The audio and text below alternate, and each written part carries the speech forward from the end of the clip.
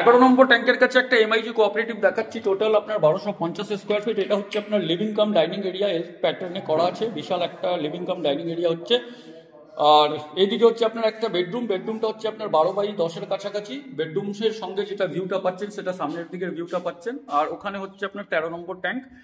তো এই একটা বেডরুম হলো। এরপরে আমরা সোজা টাকা হচ্ছে আপনার কিচেন। কিচেনটা কিন্তু ওপেন হচ্ছে, 8x6 এর কিচেন আপনি পাবেন এখানে। পুরোটাই ওপেন কিচেন হচ্ছে। তার সঙ্গে এখানে আপনার একটা ইউটিলিটি ব্যালকনি দেওয়া আছে। এরপরে যদি আমরা এইদিকে আসি, তাহলে এইদিকে আপনি দেখতে পারবেন কি এখানে আপনার হচ্ছে একটা স্টাডি রুম। এটা প্রায় আপনার 11x6 এর কাছাকাছি হবে স্টাডি রুম।